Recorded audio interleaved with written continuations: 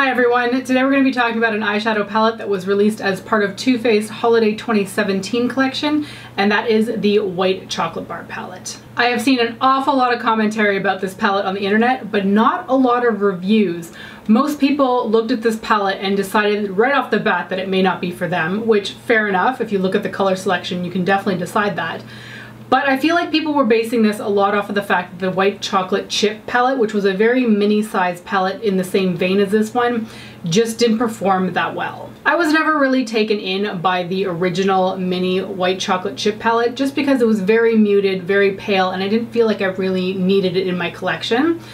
But when I saw that they were releasing a large size of the palette that incorporated some of the shades from the mini one, but blew it up a little bit, like just increased the concept of it, I was intrigued. So this is out for the holidays. It is limited edition, which is something I was not expecting given the fact that this is the same kind of tin as all of their other chocolate bar palettes. So when you flip it open, the first thing that most people are going to be struck by is the fact that this is very pale.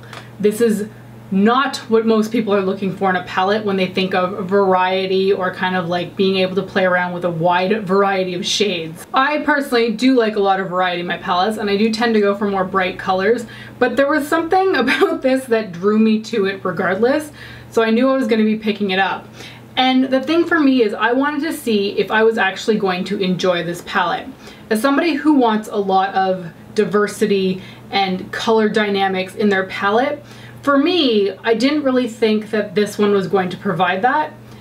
And having played with it for a full week now, I still kind of agree with my sentiment, but I like it more than I thought I would. The chief complaint that I have seen with this palette is that there's not a whole lot you can do with it. And fundamentally, I get where people are coming from. In general, how I like to apply my eyeshadow is a pale lid color and then like a deeper outer corner color just to really create depth and dimension. There's not a lot of opportunity for that in this palette. I feel like in general, it's mostly lid shades with like a very few number of deeper colors thrown in.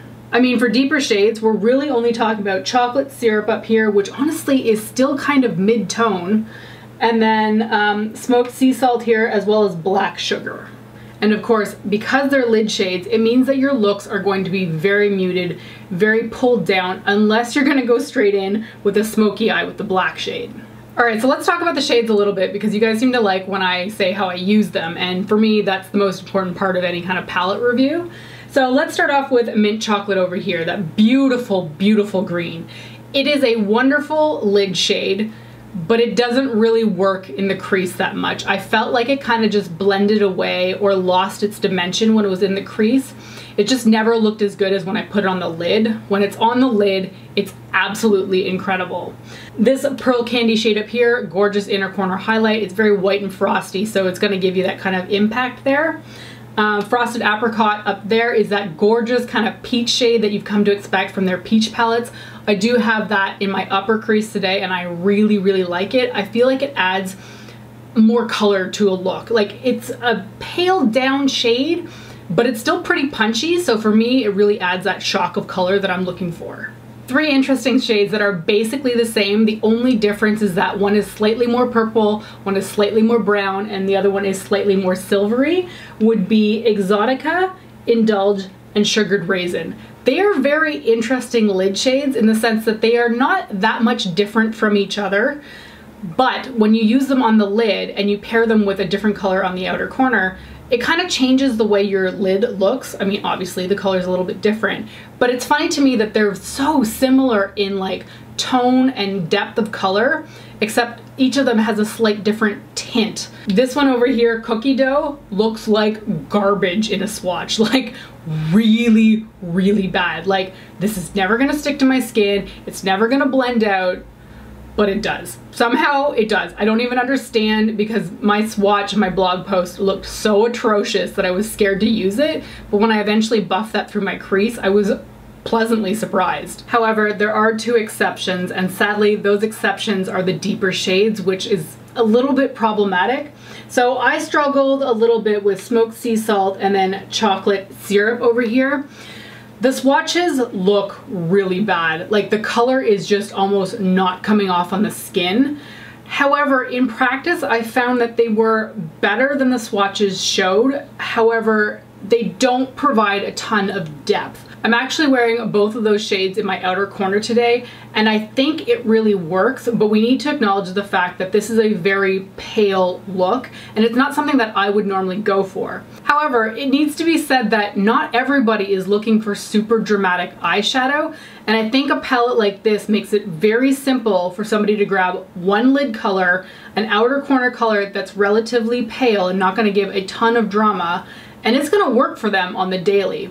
So when I first started using this palette, I kind of struggled. I wasn't really liking it, and it's because I kept trying to fit my ideals of a palette into what this is.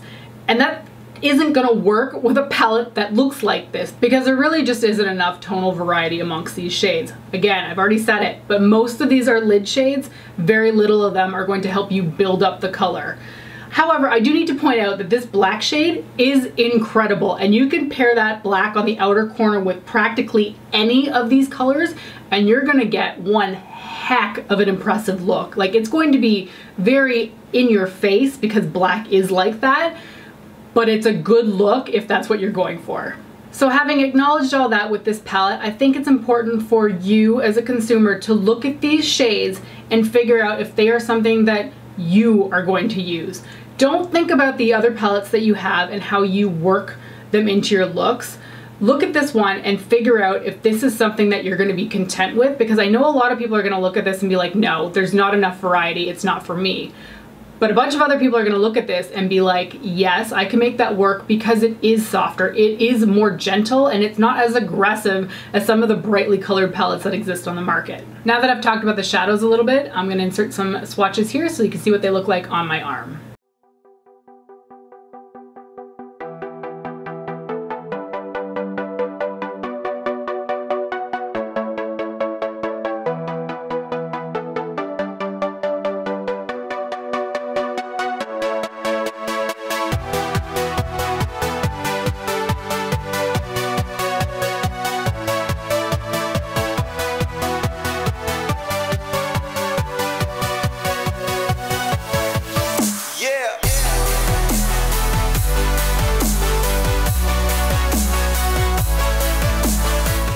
Alright, let's take a look at the eyeshadow looks that I created using this palette. So on day one, I used Frosted Apricot through the crease, and I put Exotica on the lid. So here's where I put Mint Chocolate on the outer corner, and it's okay, and I did get feedback actually from you guys on Instagram stories that it looked quite good, but I feel like it was never bright enough for me, or even maybe dark enough, so I feel like it kind of got blended away. I have smoked sea salt to deepen it up a little bit, and I put Banana Date on the brow bone. Look number two has Cookie Dough through the crease, which is when I discovered that I actually quite like this shade. I have a Lavender Cake on the lid, and it is quite pretty, but it is so pale, you guys. Like, it is a very, very pale purple. So if you want to bump up that color, you need to use a base that's going to be similar in tone.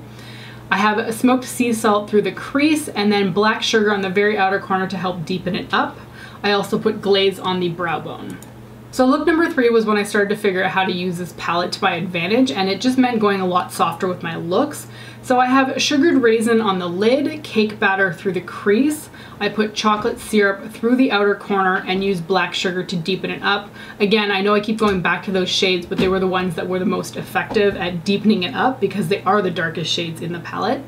And I also have glaze on the brow bone. Look number four is absolutely my favorite, but you can kind of see why. This is the kind of look that I always go for, and there's not a lot of opportunity in this palette to create something this bright and deep.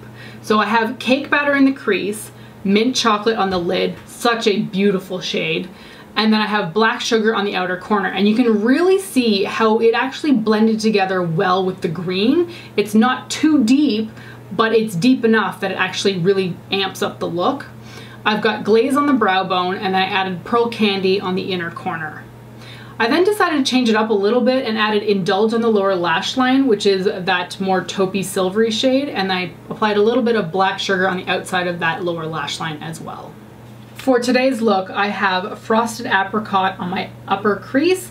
I then have Indulge on the lid with chocolate syrup on the outer corner just to try to deepen it up again, and then some smoked sea salt layered at the very edge of that outer corner, but I think it's mostly covered by my wing. Again, this was when I was starting to learn how to work with this palette, so I just wanted something a little bit softer with this look because I feel like it's more representational of what the palette has to offer.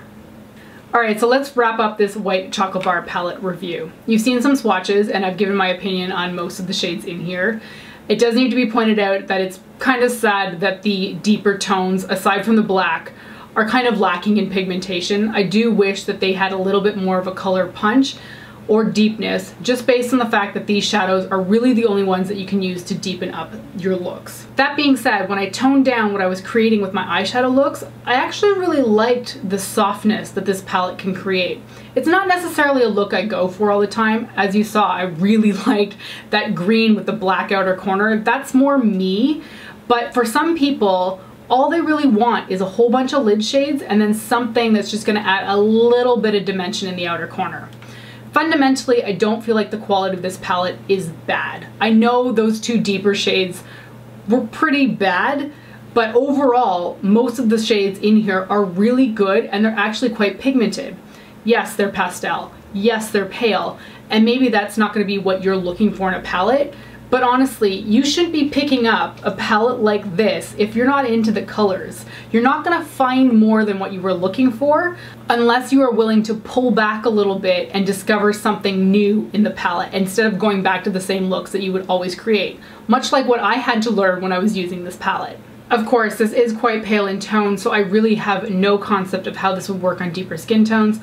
I am white, I am quite pale, I've got blonde hair, and fundamentally I can get away with very pale colors without having to worry too much about whether or not they're gonna look ashy or pasty on my skin. So for me, this does work, but I can't guarantee that it's gonna work for everybody. So if the colors speak to you and you want something simple, I think you'll have fun with this palette, but if you're looking for something with more dimension, you have to look elsewhere. And Too Faced has a wide variety of other chocolate bars that would more suit your needs if you're looking for something that's got more dimension in it.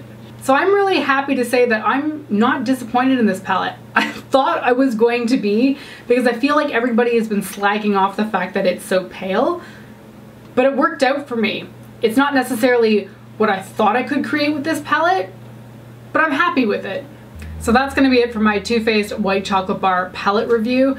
I want to hear your thoughts though. Do you think that this is a palette that you are interested in? Are you not happy with the shades that are provided in it? What were you looking for in this palette?